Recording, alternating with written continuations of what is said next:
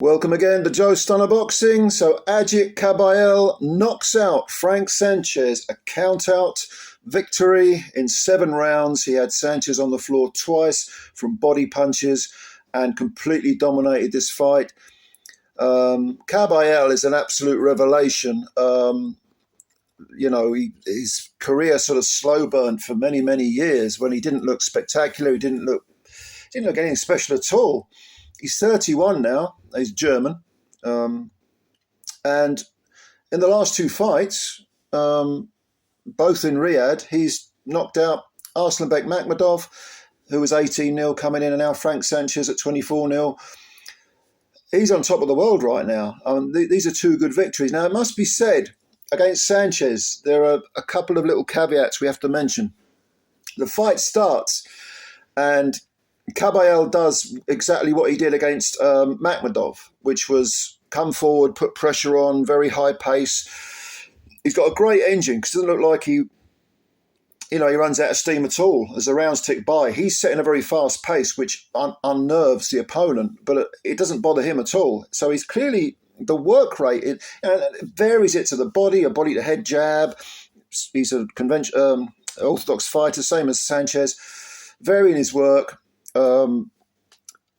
Likes the overhand right or the round the corner right, hooks, you name it, he's doing it.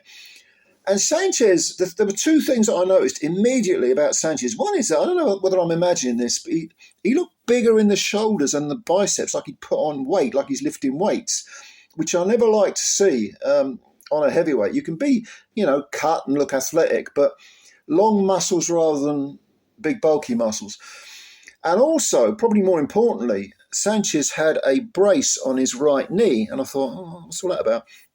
Well, there's no doubt that even in the first round, Sanchez had his back against the ropes and Kabayel was coming forward.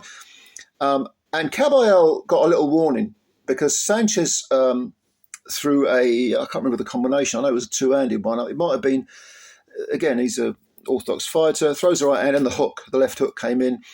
And it might have been the right hand that clipped, I can't remember, it clipped Kabayel on the temple, and just momentarily for a split second he shook a little bit, and it was like a warning, as if to say, don't get too excitable, use your intelligence, put the pressure on in an educated manner.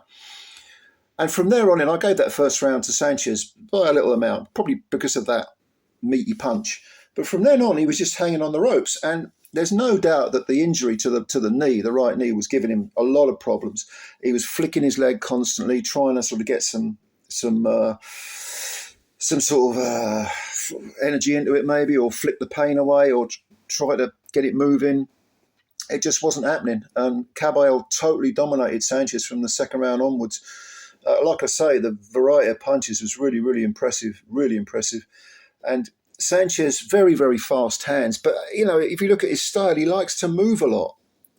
And gradually he's taking more and more headshots, and his face is getting, the swellings around the eyes are starting to come up. And I was thinking his corner are going to pull him out with that injury, because clearly the injury was bugging him.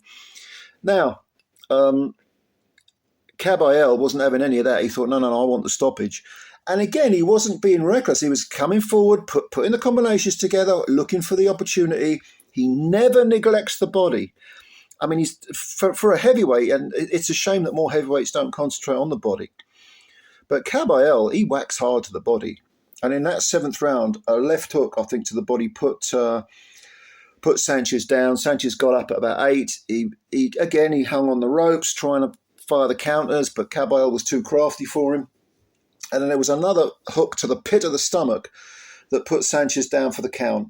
And I think probably he could have beaten the count, but I think the body work from Kabayel mixed in with the injury to the knee probably had Sanchez thinking, nah, this ain't my night. This ain't my night. And now, of course, why did he go in there with an injury? It's not Kabayel's fault. All credit to Kabayel for a good win. Probably there was too much money on the table. Sanchez thought, I'll get through it. You know what fighters are like. They don't want to sort of quit.